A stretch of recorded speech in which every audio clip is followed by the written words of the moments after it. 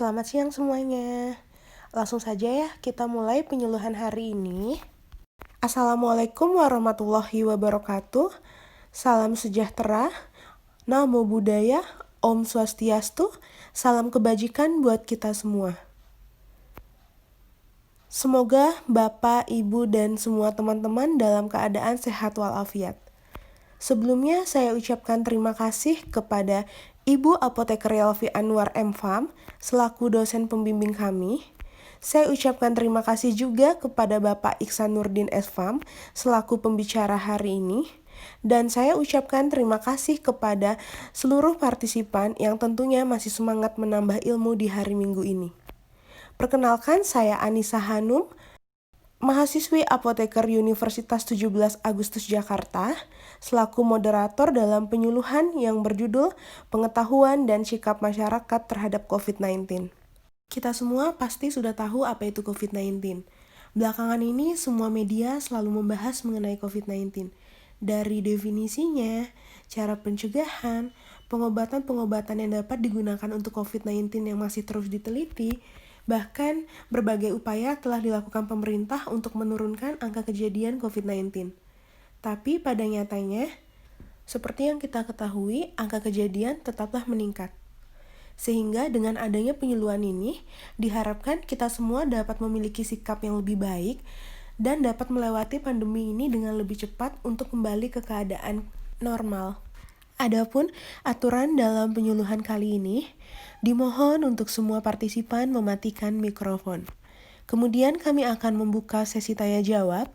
Setelah pembicara selesai memaparkan materi, kami akan membuka 2 sesi tanya jawab yang masing-masing sesi untuk 3 penanya.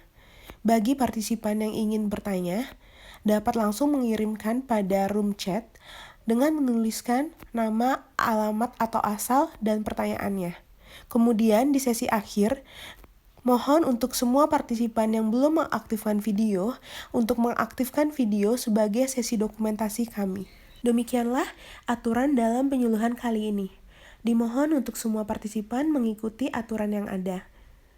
Baiklah, untuk mempersingkat waktu sebelum pembicara memaparkan materinya, dimohon untuk semua partisipan mengisi kuesioner yang linknya sudah kami bagikan di dalam kolom chat. Saya berikan waktu 2-3 menit untuk Bapak, Ibu, dan semua teman-teman mengisi kuesioner. Terima kasih.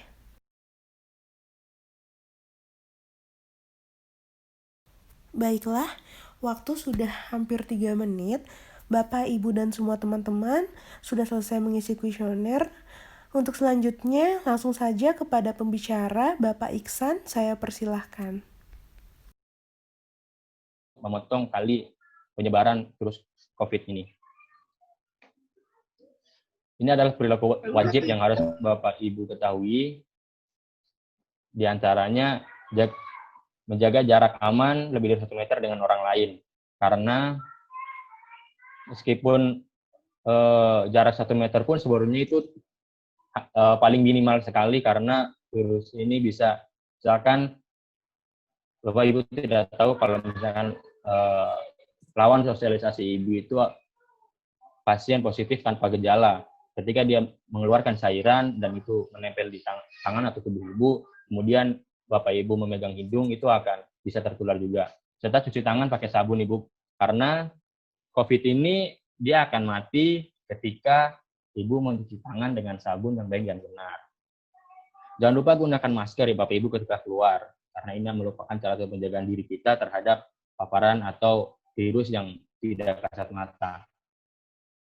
Jangan sentuh mata dan hidung, itu yang tadi saya katakan ketika Bapak Ibu melakukan aktivitas di luar, kemudian memegang mata atau bagian-bagian muka, itu bisa terinfeksi juga.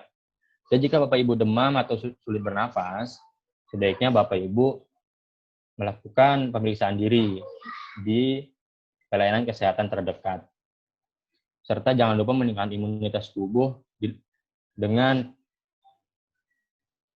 mengkonsumsi makanan-makanan yang bergizi. Dan jangan lupa juga untuk berolahraga di rumah.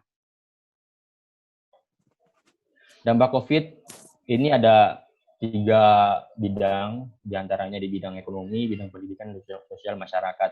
Di bidang ekonomi tentu saja bahwa bukan hal baru lagi di dunia, bahkan bidang ekonomi sudah sangat terasa penurunan ekonomi dunia itu sangat turun sekali. Sebagai contoh, kita ambil ekonomi di Indonesia, banyak saudara-saudara kita yang mengalami PHK di perusahaan masing-masing, banyak UKM bangkrut atau bahkan tutup, merugi, serta saya yakin Bapak Ibu pun pasti ada yang merasakan dampak ekonomi ini, bagaimana pencarian susah, semuanya sudah susah, hanya mengharapkan bantuan dari pemerintah. Di bidang pendidikan itu sangat terasa bagaimana putra dari Bapak Ibu ini bisa saja belajar di rumah, tapi mereka hanya menerima materi saja. Kita tahu bahwa belajar itu lebih efektif ketika pengajar dan yang diajar itu adalah berhadapan dengan muka.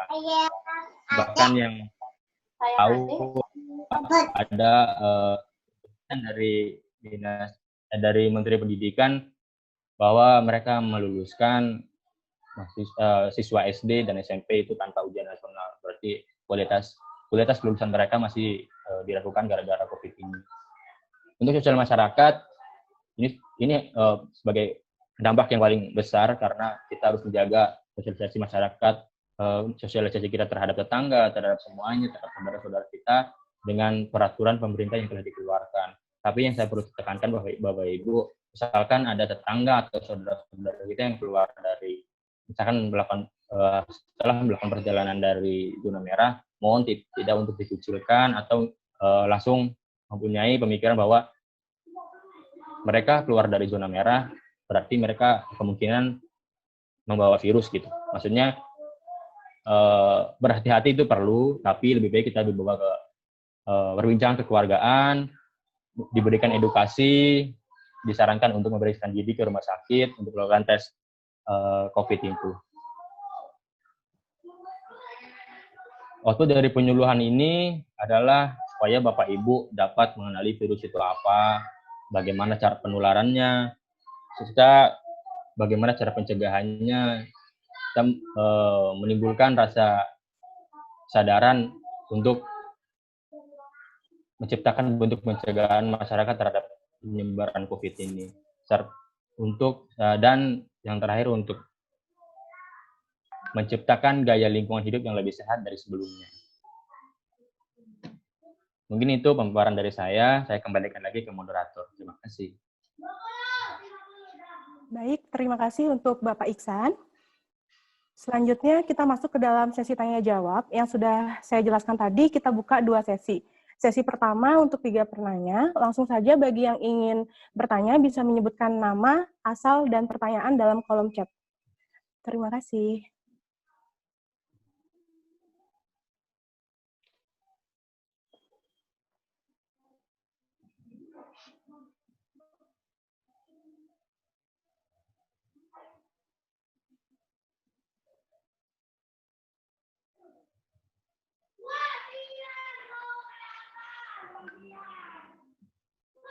Baik, di sini sudah masuk 1 pertanyaan. Bapak Iksan, langsung saya bacakan aja pertanyaannya ya.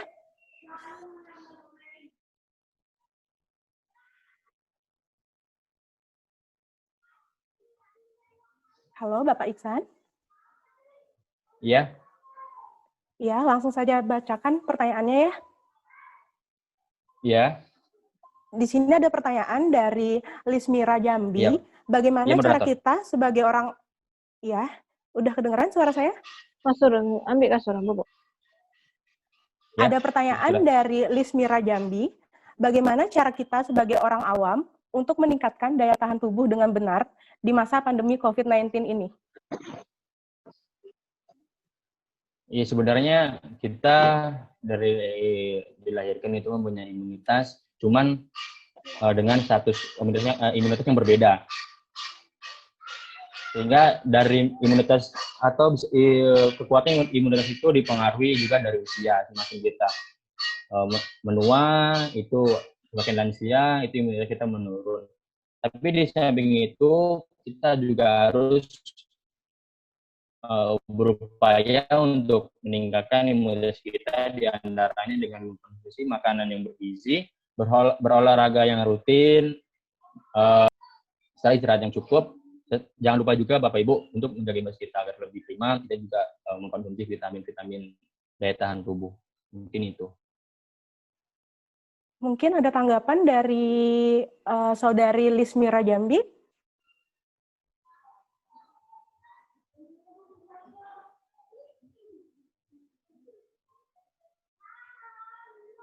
Halo.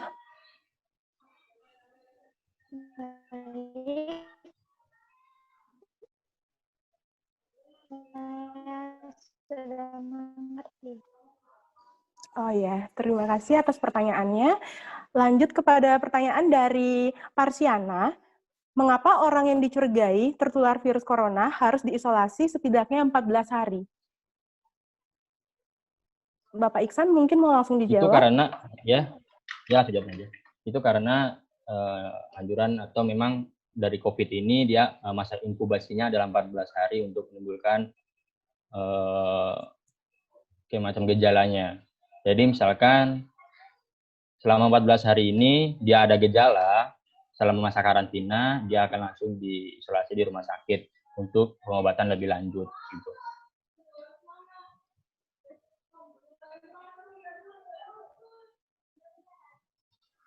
Untuk Parsiana, apakah ada tanggapannya lagi atau masih ingin bertanya?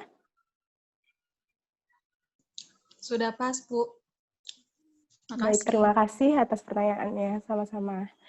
Kemudian, wah cukup banyak ya pertanyaan di sini. Saya pilih aja kali ya.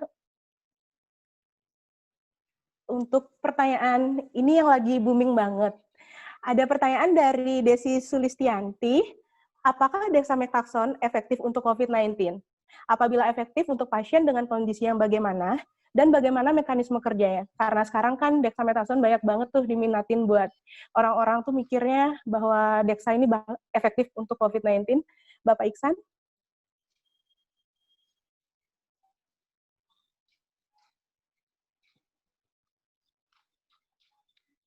Ya, jadi ini adalah pertanyaan-pertanyaan yang bukan hanya dari ini, tapi mewakili keseluruhan mungkin ya. Dexamethasone ini ditunjuk sebagai pengobatan COVID sebenarnya bukan karena dari kalau misalkan dilihat dari efek sampingnya, dia adalah untuk menurunkan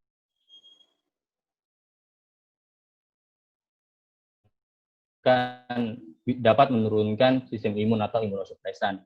Untuk dari itu masyarakat saya anjurkan untuk tidak membeli dexamethasone ini secara bebas dengan dalil bahwa dexamethasone ini dapat mengobati si coronavirus ini. Karena pada dasarnya kenapa dexamethasone ini digunakan sebagai pengobatan coronavirus itu sudah melewati dari berbagai macam pertimbangan. Dan dexamethasone ini dipakai sebagai obat coronavirus karena dia untuk mencegah terjadinya peradangan pada paru-paru si pasien ini.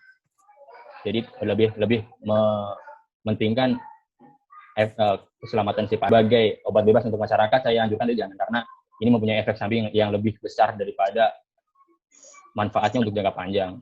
Bisa ibu malah ketika penggunaan dexamethasone itu jangka panjang, ibu akan semakin mudah tertular oleh si virus ini. Karena imun ibu akan ditekan, atau misalkan bahasa gampangnya itu imun ibu akan diturunkan oleh si obat ini, sehingga virus-virus baru akan semakin mudah untuk masuk ke tubuh Bapak Ibu. Mungkin itu. Baik Bapak, terima kasih untuk penjelasannya. Mungkin sudah cukup jelas ya untuk Ibu Desi. Iya, udah jelas. Terima kasih atas jawaban dari Bang Iksan. Ya, sama-sama. Lanjut kepada sesi kedua. Ini untuk yang paling banyak ditanya sama orang-orang sekarang ya. Kan COVID-19 ini kayak masih banyak informasi yang ada, tapi info-info yang ada itu masih beda-beda kali ya dari satu ke yang lainnya. Di sini ada pertanyaan dari Putri asal Jawa Timur, apakah COVID-19 dapat mempengaruhi anak-anak atau ibu hamil? Bapak Iksan?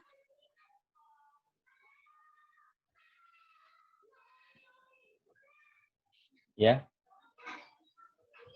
Kedengaran suara saya? coba diulang tadi jaringan agak ini. Ada pertanyaan dari Putri Cayani, Jawa Timur, apakah COVID-19 dapat mempengaruhi anak-anak atau ibu hamil? Apakah COVID-19 ini dapat terkena mungkin ya, atau lebih mudah terkena pada anak-anak atau ibu hamil? Iya, untuk lebih mudah terkena sebenarnya itu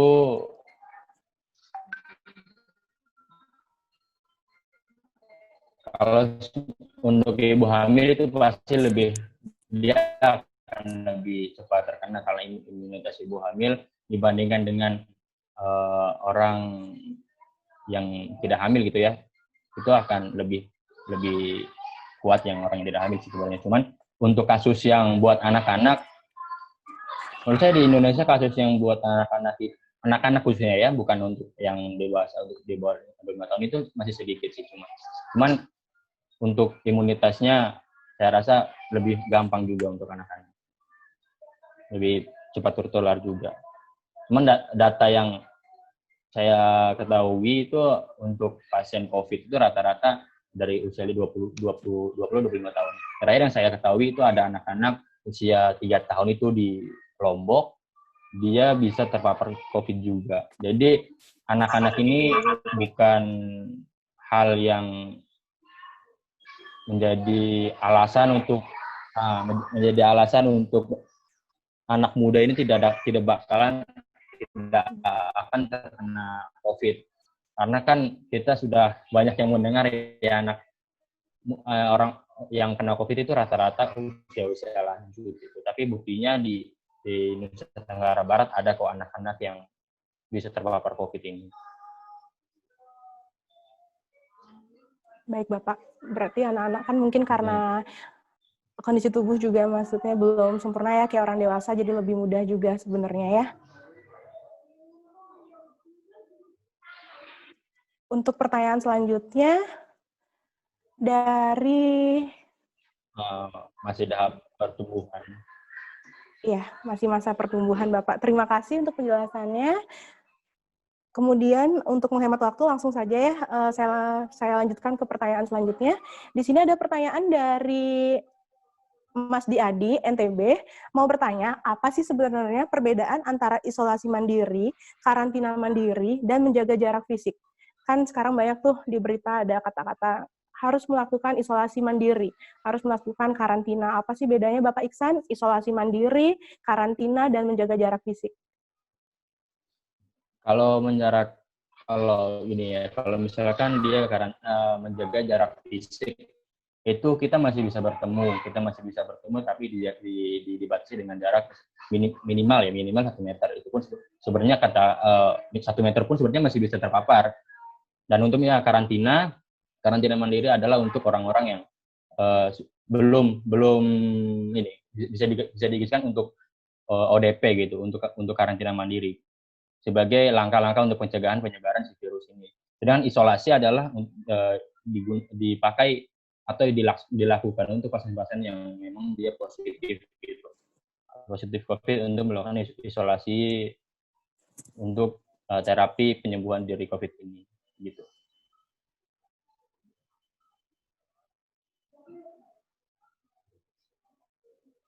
Baik, untuk Bapak Adi mungkin sudah cukup puas dengan jawaban dari Bapak Iksan.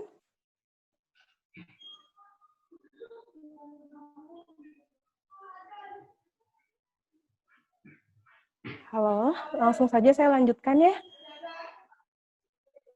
Lagi satu pertanyaan kali ya. Kita udah menjawab 6 pertanyaan. Untuk pertanyaan terakhir dari Kadek Dwi, untuk obat-obatan antivirus COVID ini, apakah dapat dibeli bebas di apotek tanpa harus menggunakan resep dokter?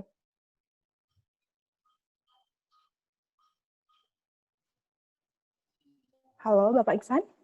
Menurut saya tidak bisa ya, karena untuk obat-obat anti COVID ini tidak ada.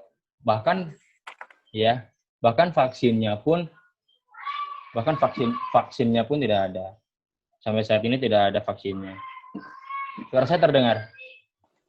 Sudah, Bapak. Bahkan vaksinnya pun saat ini tidak ada. Jadi saya rasa untuk obat-obatan antivirus COVID itu di luaran tidak dijual bebas gitu. Dan untuk pembelian si obat COVID ini harus juga melalui pertimbangan dari berbagai pihak tenaga kesehatan, di antaranya dokter atau rekomendasi dari koordinasi antara dokter dengan si apoteker. Karena kita akan memindah atau mempertimbangkan dari sektor efek sampingnya juga. Sehingga ini tidak bisa diperjualbelikan secara bebas. Mungkin itu. Ya, Bapak. Terima kasih atas tanggapannya. Mohon maaf, karena keterbatasan waktu yang ada, mungkin bagi Bapak, Ibu, atau partisipan yang masih menginginkan bertanya, kami buka sesi tanya-jawab melalui nomor atau kontak person yang ada di poster undangan yang sudah kami sebarkan ya. Baiklah, dapat saya ambil kesimpulan bahwa COVID-19 adalah virus yang dapat menginfeksi saluran pernafasan, dapat menyebar melalui droplet. COVID-19 juga mempengaruhi dalam berbagai aspek seperti pendidikan, ekonomi, sosial masyarakat, sehingga kita lebih baik mencegah daripada mengobati. Beberapa pencegahan yang dapat dilakukan secara individu seperti menggunakan masker, rajin mencuci tangan, menggunakan air mengalir atau air bersih, dan menggunakan sabun. Apabila ingin keluar dapat membawa hand sanitizer jika kesulitan untuk menemukan air bersih. Selain itu juga tidak menyentuh mata, mulut, dan hidung ketika tangan belum dicuci, menerapkan pola hidup bersih dan sehat, dan juga social distancing. Demikianlah kesimpulan yang dapat saya sampaikan. Alhamdulillah penyuluhan kali ini telah berjalan lancar. Semoga penyuluhan kali ini dapat bermanfaat bagi kita semua, dan tentunya keadaan akan segera membaik. Sebelum saya tutup, kepada Ibu Yelvi, mungkin ingin menyampaikan sepatah atau dua patah kata, Ibu. Saya persilahkan. Terima kasih, Anissa. Kepada semua tim kelompok ini, Ibu ucapkan selamat. Ya, presentasi kalian cukup bagus. Terima kasih atas kerjasamanya.